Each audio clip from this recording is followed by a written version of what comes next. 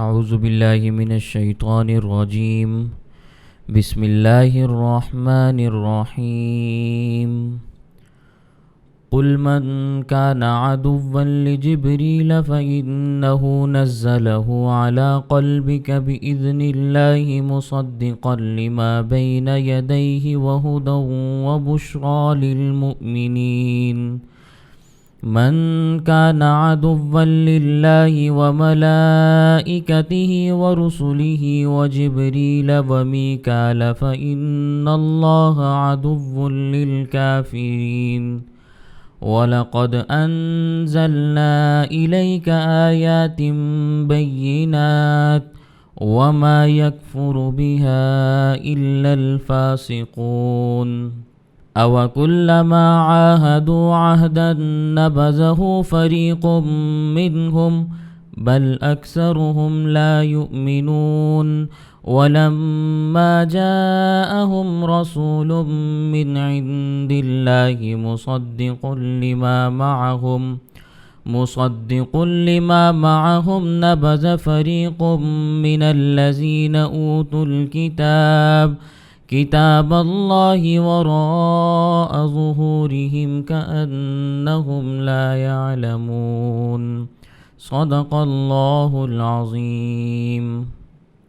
قل اے پیغمبر آپ فرما دیجئے، من کان عدواً جو شخص دشمن ہے، لجبریل جبرائیل علیہ السلام کا، فإنہ نزلہ پس بے شک اسی نے نازل کیا اس قرآن کو، علی قلبک آپ کے دل پر، بِإِذْنِ اللہ اللہ کے حکم سے، مصدقاً قرآن کریم تصدیق کرنے والا ہے، لما بین یدیہ ان کتابوں کی جو اس سے پہلے نازل ہوئیں،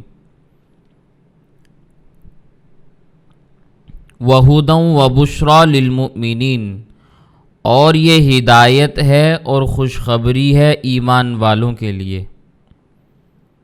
من کان عدوا للہ جو شخص دشمن ہے اللہ تعالیٰ کا، وملائکتہ اور اللہ کے فرشتوں کا، ورسلہ اور اللہ کے رسولوں کا، وجبریل ومیکال اور جبرائیل اور میکائیل کا، فإن اللہ بے شک اللہ تعالیٰ عدو دشمن ہے، للکافرین کافروں کے لیے، وَلَقَدْ أَنزَلْنَا إِلَيْكَ اور یقینی بات یہ ہے کہ ہم نے نازل کی آپ کی جانب آیات بینات واضح آیات واضح نشانیاں، وما یکفر بہا اور ان آیتوں کا نہیں انکار کرتے، الا الفاسقون مگر نافرمان قسم کے لوگ، اوَکُلَّمَا عَاهَدُوا اور جب بھی انہوں نے وعدہ کیا، عہد کیا، عہدًا نبذہ تو اس عہد کو انہوں نے پھینک دیا، فریق منہم ان میں سے ایک فریق نے، بل اکثرہم لا یؤمنون بلکہ ان میں سے اکثر ایسے ہیں جو ایمان نہیں لاتے، ولما جاءہم رسول اور جب آیا ان کے پاس رسول، من عند اللہ اللہ کی جانب سے، مصدق لما معہم تصدیق کرنے والا ہے ان چیزوں کی جو ان کے پاس ہے، نبذ فریق من الذین تو پھینک دیا ایک گروہ نے ان میں سے، اوت الکتاب جن کو اللہ تعالیٰ نے کتاب بھی دی تھی، کتاب اللہ اللہ ہی کی کتاب کو، وراء ظہورہم اپنی پشتوں کے بھی پیچھے، کأنہم لا یعلمون گویا کہ وہ جانتے ہی نہیں ہیں۔ یہ ان آیات کا ترجمہ ہے جو میں نے آپ کے سامنے تلاوت کی۔ ان آیات کا شان نزول اگر میں آپ کے سامنے بیان کرنا چاہوں تو مدینہ منورہ کے قریب تقریباً 3 دن کی مسافت پر ایک مقام ہے جس کا نام ہے فدق، وہاں پر کھجوروں کے باغات تھے، آپ نے بھی باغ فدق کے مسئلے سنے ہوں گے۔ روافض نے باغ فدق کی آج تک رٹ لگا رکھی ہے، اور وہ اس بنیاد پر صحابہ کرام بالخصوص سیدنا صدیق اکبر رضی اللہ تعالیٰ عنہ، سیدنا عمر رضی اللہ تعالیٰ عنہ، ان کے اوپر کیچڑ بھی اچھالتے ہیں کہ انہوں نے نعوذ باللہ من ذالک اہل بیت کا حق مارا۔ تو وہ باغ بھی چونکہ وہیں پر تھا فدق میں، اسی وجہ سے اس باغ کو بھی باغ فدق کہہ دیا جاتا ہے۔ لیکن اگر میں تفصیلات تو بیان نہیں کرتا، مختصر انداز میں بات عرض کرنا چاہوں فدق کے حوالے سے، تو حقیقت یہ ہے کہ وہ باغ نبی کریم صلی اللہ علیہ وسلم کی ملکیت میں تھا ہی نہیں۔ نبی کریم صلی اللہ علیہ وسلم اس کے مالک تھے ہی نہیں، بلکہ وہ وقف کا مال تھا، اور نبی کریم صلی اللہ علیہ وسلم اس کے متولی تھے، نگران تھے۔ اس کی آمدنی سے آپ اپنے گھر کا خرچہ بھی چلاتے، اصحاب صفہ جو آپ صلی اللہ علیہ وسلم کا مدرسہ تھا، مدرسے کے طالب علم تھے، ان پر بھی خرچ فرماتے، مساکین اور ضرورت مندوں پر بھی خرچ کرتے، مہمانوں کی خدمت بھی اسی سے فرماتے۔ تو وہ نبی کریم صلی اللہ علیہ وسلم کی ذاتی ملکیت میں نہیں تھا کہ بعد میں وہ وراثت میں تقسیم ہوتا اور حضرت فاطمہ اور حضرت عباس رضی اللہ تعالیٰ عنہما کو ملتا۔ ملکیت میں ہوتا، قبضے میں ہوتا، مالک ہوتے تو وہ تقسیم بھی ہو جاتا، لیکن ایک ضابطہ اگر اور آپ کے ذہن کے اندر ہو تو یہ باغ پھر بھی تقسیم نہ ہوتا، کیونکہ انبیاء کے مال کی وراثت تقسیم نہیں ہوتی۔ اللہ کے نبی صلی اللہ علیہ وسلم کا اپنا فرمان موجود ہے، نحن معاشر الانبیاء لا نورث ولا نورث ما ترکناہ صدقۃ، کہ ہم انبیاء کی جماعت کوئی وارث نہیں بناتے، نہ ہم کسی کے وارث بنتے ہیں، نہ کوئی ہمارا وارث بنتا ہے۔ مالی وراثت کی بات ہو رہی ہے، جو کچھ چھوڑ کے جاتے ہیں وہ صدقہ اور خیرات ہوتا ہے۔ تو لوگوں نے بلا وجہ حضرت سیدنا صدیق اکبر رضی اللہ تعالیٰ عنہ، سیدنا فاروق اعظم رضی اللہ تعالیٰ عنہ پہ اعتراضات اور بہتان باندھے۔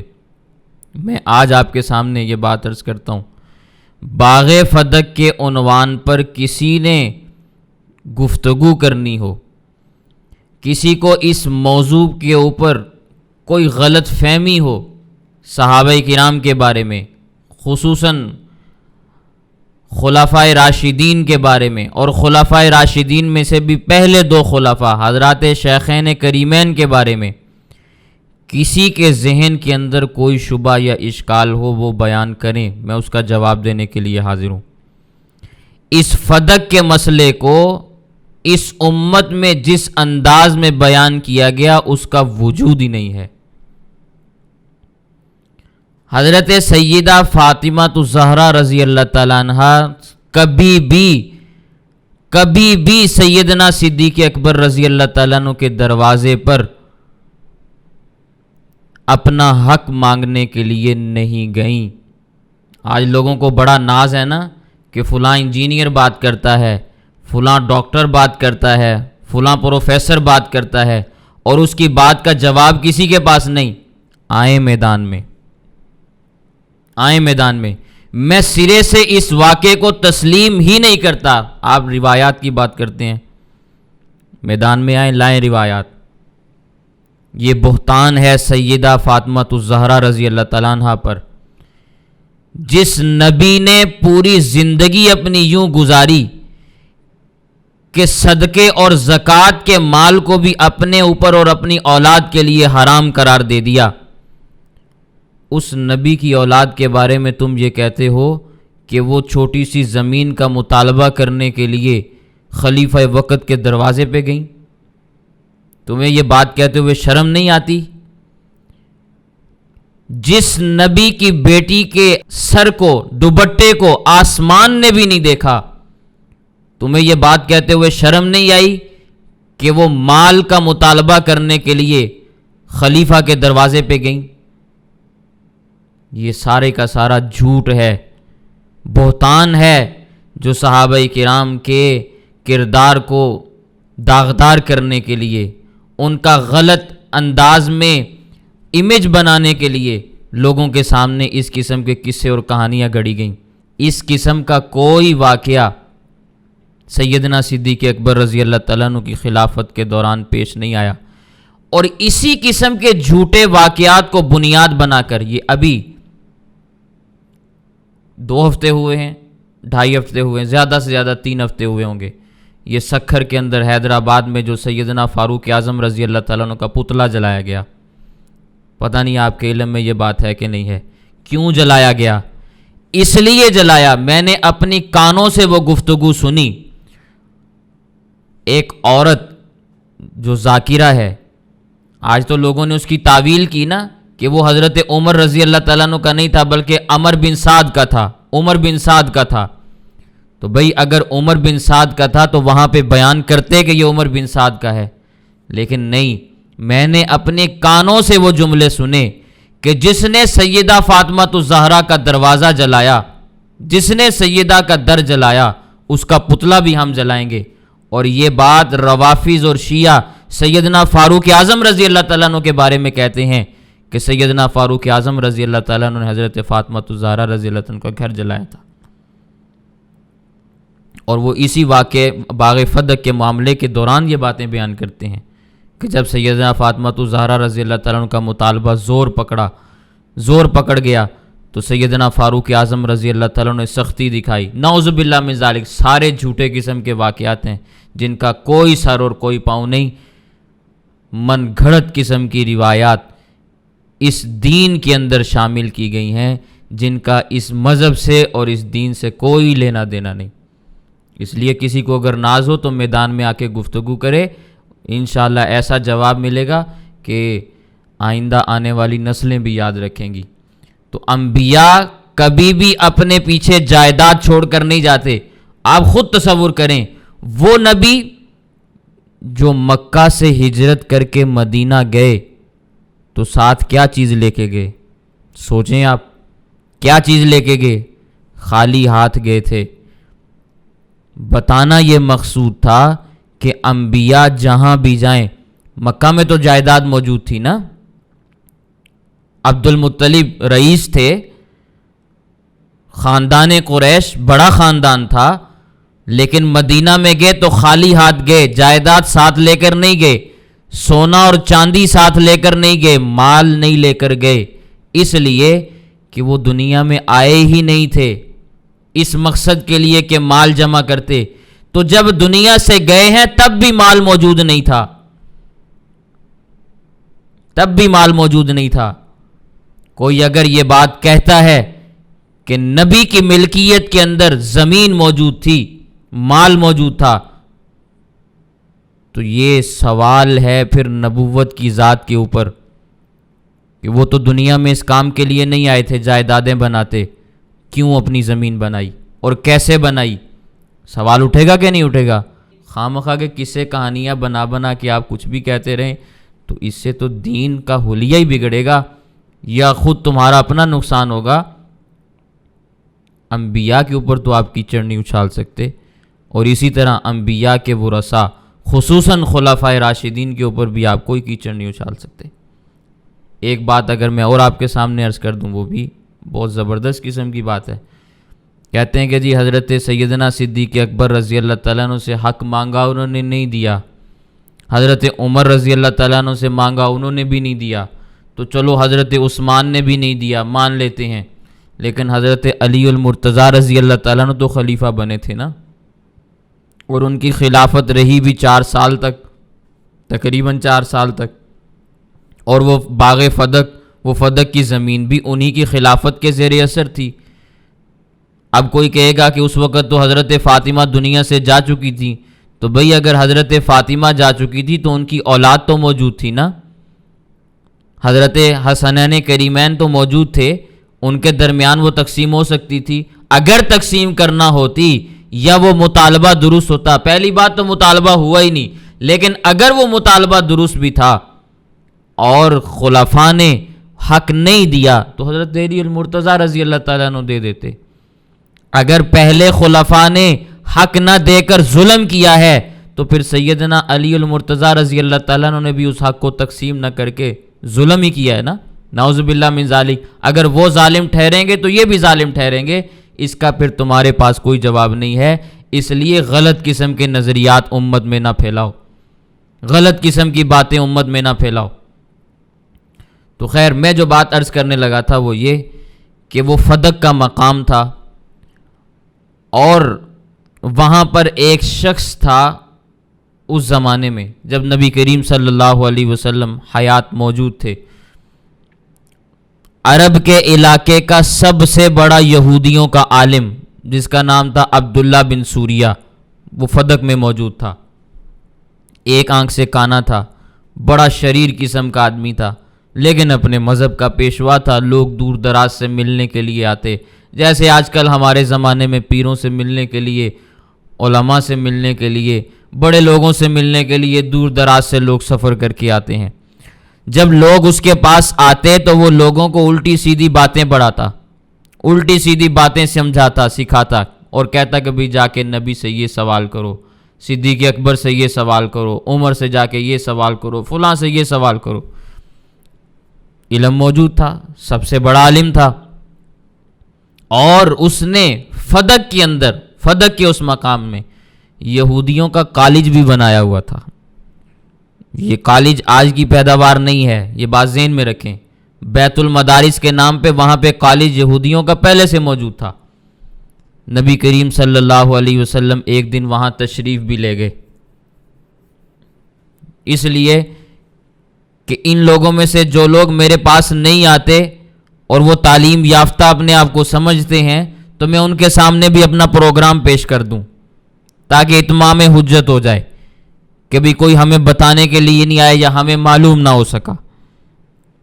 اتفاق کی بات ہے جس دن نبی کریم صلی اللہ علیہ وسلم تشریف لے گئے, یہ ابن سوریہ بھی وہیں پہ موجود تھا.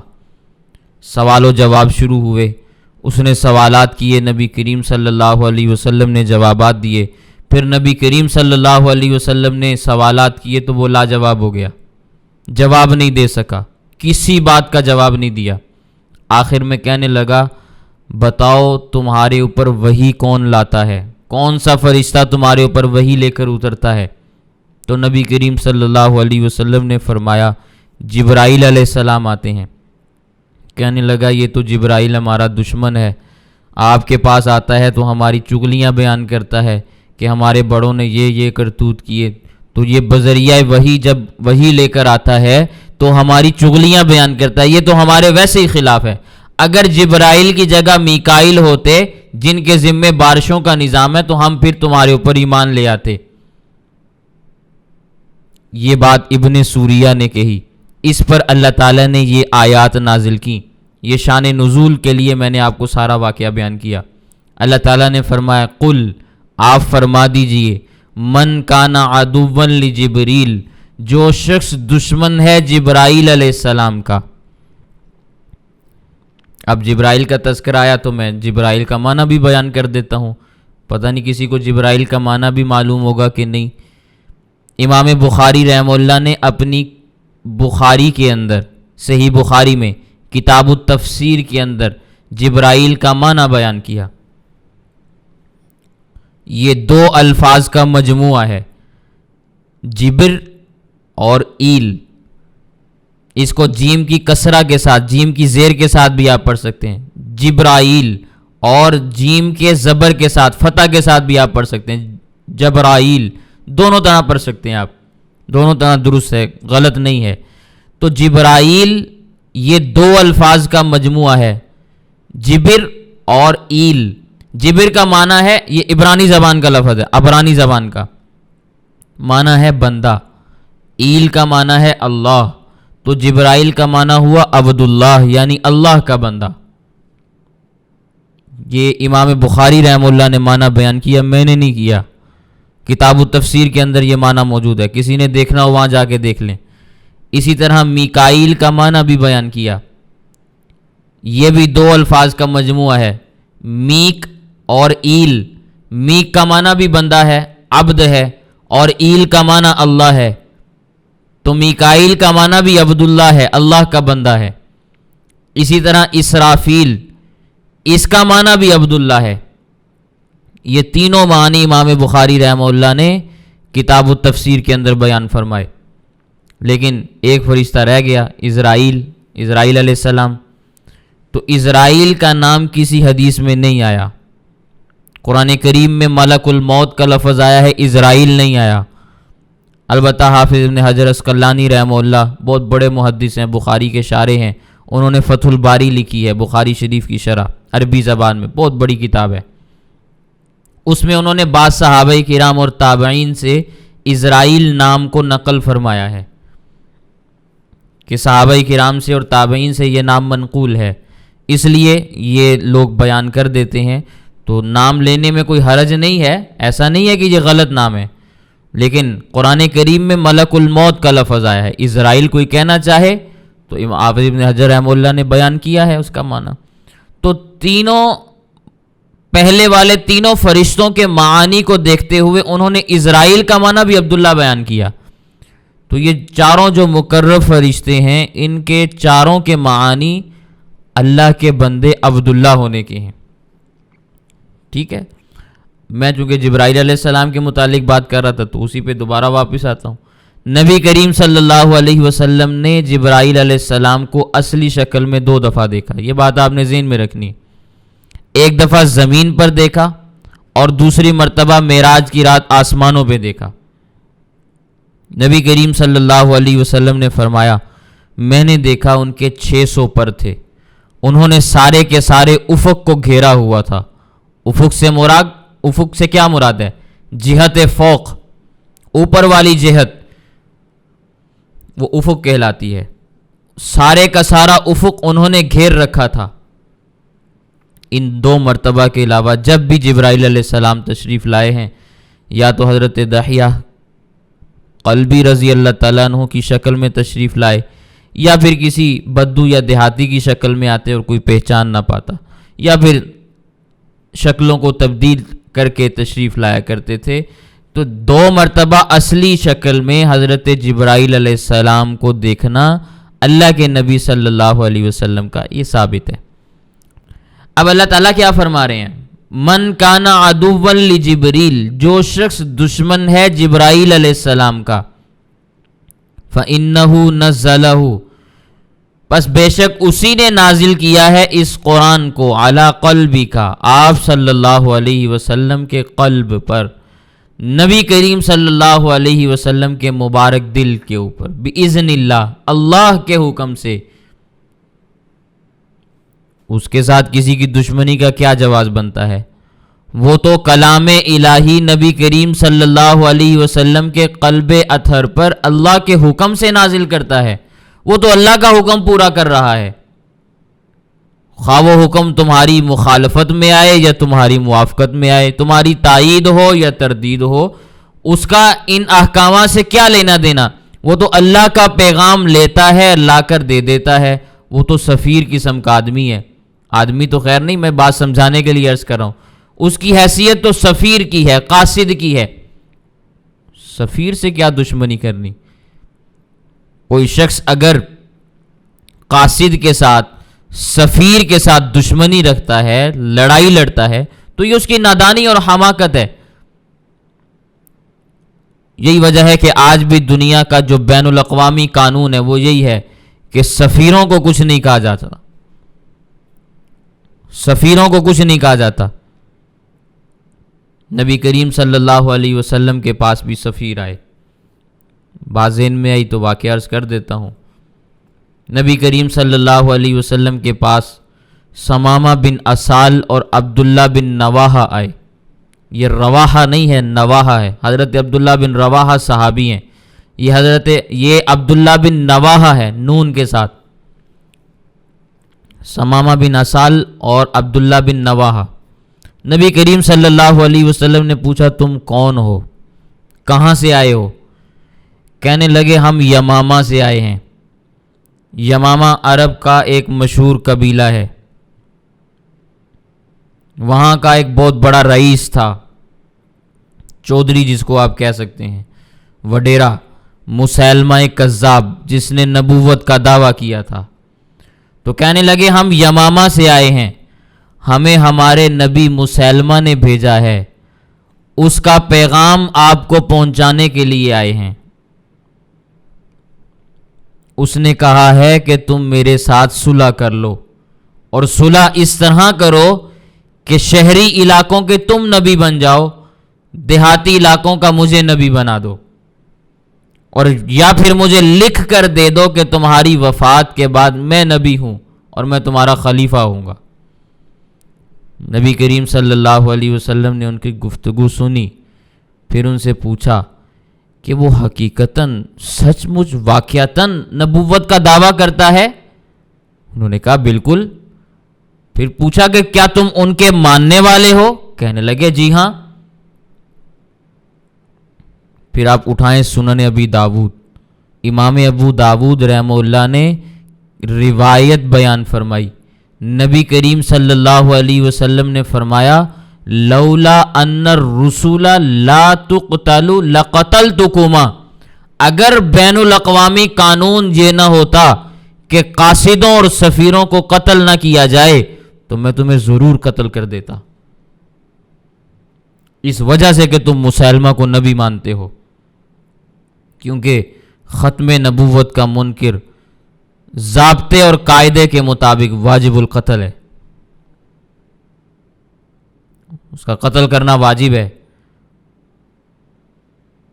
خیر، وقت گزر گیا، پھر ایک زمانہ اور آیا، حضرت عبداللہ بن مسعود رضی اللہ تعالیٰ عنہ کوفہ کے گورنر مقرر ہوئے۔ ایک دن کوفے کے چوک میں تشریف فرما تھے، ایک آدمی کی طرف غور سے دیکھتے ہوئے کھڑے ہو گئے۔ کھڑے ہونے کا معمول نہیں تھا، عادت نہیں تھی، نہ ہی کسی کو اس طرح گھور کے غور سے دیکھنے کی عادت اور معمول تھا۔ اچھی طرح سے قریب جا کر دیکھا، پھر فرمانے لگے بھائی تمہارا نام کیا ہے؟ اس نے بتایا کہ میرا نام ہے عبداللہ بن نواحہ۔ حضرت عبداللہ بن مسعود رضی اللہ تعالیٰ عنہ کو زمانہ یاد آ گیا، فرمایا تم نبی کریم صلی اللہ علیہ وسلم کے دور میں پیغمبر صلی اللہ علیہ وسلم کی خدمت میں آئے تھے؟ کہنے لگا ہاں آیا تھا، میرے ساتھ ایک اور ساتھی بھی تھا، ہم اپنے نبی کا پیغام لے کر آئے تھے۔ حضرت عبداللہ بن مسعود رضی اللہ تعالیٰ نے پوچھا کیا تو اب بھی مسیلمہ کو نبی مانتا ہے؟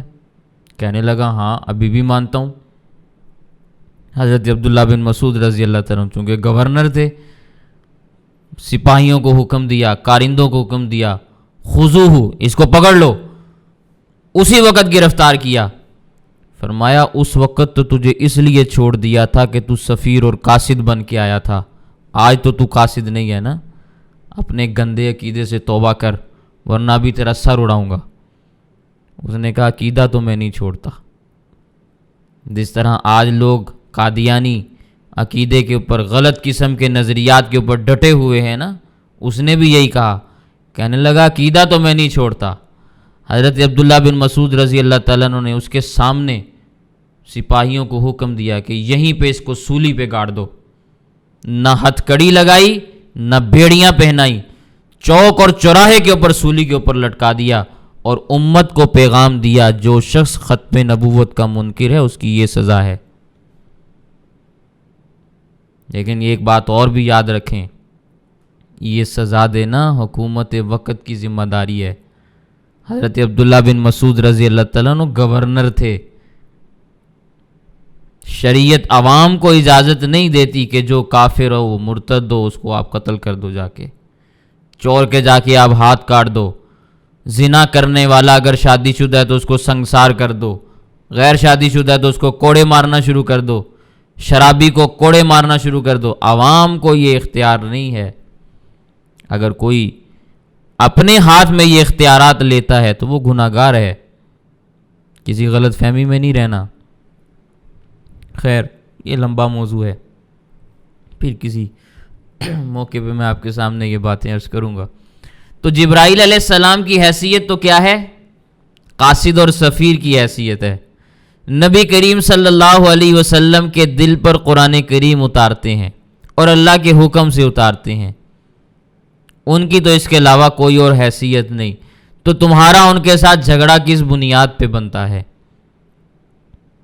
اور پھر جو کتاب وہ نازل کر رہے ہیں، مصدقا لما بین یدیہ، قرآن کریم جو نازل ہو رہا ہے یہ تصدیق کرنے والا ہے ان کتابوں کی جو قرآن سے پہلے نازل ہو چکی ہیں۔ وَهُدًى وَبُشْرَى لِلْمُؤْمِنِينَ، اور یہ ہدایت بھی ہے اور خوشخبری بھی ہے ایمان والوں کے لیے، ماننے والوں کے لیے۔ ماننے والوں کو اللہ تعالیٰ کی رضا اور جنت کی یہ قرآن خوشخبری سناتا ہے۔ فرمایا من کان عدوا للہ، جو شخص اللہ کا دشمن ہے، وملائکتہ، اس کے فرشتوں کا دشمن ہے، ورسلہ، اس کے رسولوں کا دشمن ہے، وجبریل ومیکال، جبرائیل اور میکائیل کا دشمن ہے، فإن اللہ عدو للکافرین، تو بے شک اللہ تعالیٰ دشمن ہے کافروں کا بھی۔ جو اللہ تعالیٰ کے ساتھ اس قسم کی دشمنی اختیار کرتا ہے، پھر اللہ تعالیٰ کا بھی اس کے ساتھ دشمنی کا اعلان ہے۔ یہاں پر ایک بات ذہن میں رکھیں، ملائکہ کا لفظ آ چکا تھا، پھر جبرائیل اور میکائیل کو الگ سے کیوں بیان کیا؟ اس لیے بیان کیا، اگر پس منظر ذہن کے اندر ہو کہ ابن سوریہ نے نام لیے تھے کہ جبرائیل سے ہماری دشمنی ہے، میکائیل کو آنا چاہیے تھا، پھر ہم ایمان لے آتے، تو اس لیے جبرائیل اور میکائیل کو الگ سے بیان کر دیا۔ یہ پس منظر ذہن میں ہوگا، شان نزول ذہن کے اندر ہوگا، تب یہ بات سمجھ میں آئے گی۔ فإن اللہ عدو للکافرین، بے شک اللہ تعالیٰ دشمن ہے کافروں کا۔ جو اللہ تعالیٰ کے احکام کا انکار کرتے ہیں، اللہ کے رسولوں کا انکار کرتے ہیں، اللہ کے فرشتوں کا انکار کرتے ہیں، جبرائیل اور میکائیل کے ساتھ دشمنی رکھتے ہیں، اللہ کا بھی ان کے ساتھ اعلان جنگ ہے، اس لیے کہ حدیث قدسی موجود ہے۔ حدیث قدسی وہ ہوتی ہے کہ جس کے الفاظ بھی اللہ تعالیٰ بیان فرمائیں، معنی اور مفہوم بھی اللہ تعالیٰ کا ہو۔ گویا وہ ایک انداز میں بس قرآن کریم کی آیت ہے، لیکن اس کی تلاوت نہیں کی جاتی، یا قرآن کریم میں اس کو لکھا نہیں جاتا۔ بات آگی تو میں عرض کر دیتا ہوں، قرآن کریم کی آیات بھی اللہ کی جانب سے نازل شدہ ہیں۔ آیات سے مراد الفاظ، الفاظ بھی اللہ تعالیٰ کے ہیں، معنی اور مفہوم بھی اللہ تعالیٰ کا ہے، یہ قرآن بنتا ہے۔ اور الفاظ نبی کریم صلی اللہ علیہ وسلم کے ہوں، معنی اور مفہوم اللہ تعالیٰ کا ہو، تو یہ حدیث پاک بنتی ہے۔ لیکن حدیث قدسی وہ روایت ہے، وہ حدیث ہے کہ جس میں الفاظ بھی اللہ تعالیٰ کے ہیں، اور نبی کریم صلی اللہ علیہ وسلم اس کو یوں بیان کرتے ہیں کہ اللہ تعالیٰ یوں فرماتے ہیں، یہ حدیث قدسی بنتی ہے۔ تو اللہ تعالیٰ نے کیا فرمایا؟ من عادی لی ولی فقد بازرتہ بالحرب، جو شخص میرے ولی کے ساتھ دشمنی کرتا ہے میں اس کے ساتھ جنگ کا اعلان کرتا ہوں۔ جو شخص بھی میرے ولی کے ساتھ، میرے دوست کے ساتھ دشمنی اختیار کرے گا، میرا اس کے ساتھ اعلان جنگ ہے۔ اور یہ بات یاد رکھیں، دنیا کی جنگوں کے اندر تو لوگ اموال کو نقصان دیتے ہیں، گھروں کو نقصان پہنچاتے ہیں، کاروبار کو نقصان دیتے ہیں، جب کسی کے ساتھ دشمنی ہو جانوں کو نقصان دیتے ہیں۔ اللہ تعالیٰ کو ان چیزوں کی ذرا برابر پرواہ نہیں۔ اللہ تعالیٰ جب کسی کے ساتھ اعلان جنگ کرتے ہیں اس کا ایمان چھین لیتے ہیں، کیونکہ اللہ تعالیٰ کی بارگاہ میں ایمان کی قدر ہے، مال کی قدر نہیں ہے، ایمان کی قدر ہے۔ تو جو چیز قیمتی ہے اللہ تعالیٰ وہ چھینتے ہیں۔ دنیا والوں کی نگاہ میں جو چیز قیمتی ہے دنیا والے وہ چیز چھینتے ہیں، جو چیز اللہ کی بارگاہ میں قیمتی ہے اللہ تعالیٰ وہ کھینچتے ہیں۔ سمجھ میں آئی میری بات؟ اور یہ بات یاد رکھیں کہ جو شخص بھی اللہ تعالیٰ کے ولی کے ساتھ عداوت رکھتا ہے، دشمنی رکھتا ہے، وہ زندگی میں پھر سکون نہیں پاتا، زندگی میں سکون نہیں پاتا۔ اللہ تعالیٰ نے یہ بات ارشاد فرمائی، وَلَقَدْ أَنزَلْنَا إِلَيْكَ آيَاتٍ بَيِّنَاتٍ، البتہ تحقیق یقینی بات یہ ہے کہ ہم نے نازل کی آپ صلی اللہ علیہ وسلم کی جانب واضح واضح آیات، وما یکفر بہا الا الفاسقون، اور نہیں انکار کیا ان آیتوں کا مگر نافرمان لوگوں نے، فاسقوں نے انکار کیا۔ اوَکُلَّمَا عَاهَدُوا، جب کبھی ان سے وعدہ کیا گیا، جب بھی ان سے عہد لیا گیا، عہدًا نبذہ، انہوں نے وعدہ کیا اور پھینک دیا۔ فریق منہم، ان میں سے ایک فریق نے یہی عمل کیا، بل اکثرہم لا یؤمنون، بلکہ ان میں سے اکثر لوگ یہی کام کرنے والے تھے کہ ایمان نہیں لاتے تھے۔ ولما جاءہم رسول من عند اللہ، اور جب آیا ان کے پاس اللہ کی جانب سے رسول یعنی محمد صلی اللہ علیہ وسلم، مصدق لما معہم، جو تصدیق کرنے والے ہیں اس چیز کی جو ان کے پاس موجود ہے، یعنی تورات، زبور اور انجیل اور دیگر صحیفے۔ نبذ فریق من الذین، تو پھینک دیا ایک گروہ نے ان میں سے، اوت الکتاب، جس کو کتاب بھی دی گئی تھی، کتاب اللہ، اللہ ہی کی کتاب کو، وراء ظہورہم، اپنی پشتوں کے پیچھے، یعنی انہوں نے اللہ تعالیٰ کی کتاب تورات سے ہی روگردانی کر لی۔ اگر یہ لوگ اللہ تعالیٰ کی کتاب کو کسی درجے میں بھی تسلیم کرتے ہوتے تو نبی کریم صلی اللہ علیہ وسلم پر ایمان لاتے، کیونکہ ان کی کتابوں میں آخری نبی کا ذکر موجود ہے۔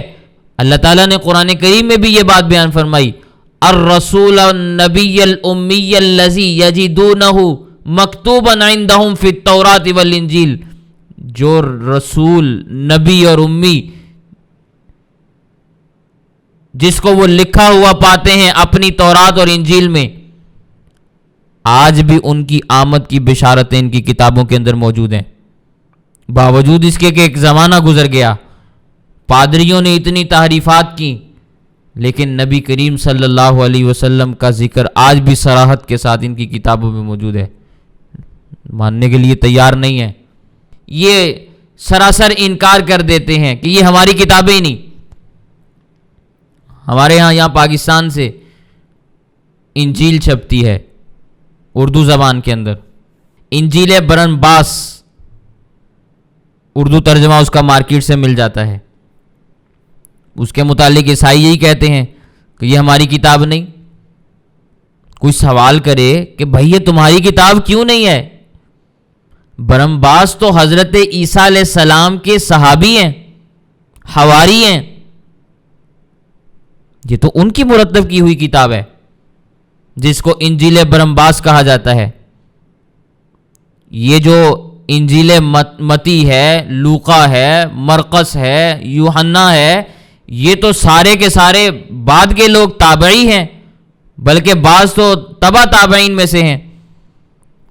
ان کی اناجیل تم نے محفوظ کر لی، ان کے اوپر تم ایمان لے آئے، ان کی باتوں کو تم نے مان لیا، اور جو حضرت عیسیٰ علیہ السلام کا صحابی ہے اس کی بات تم نے مانی نہیں۔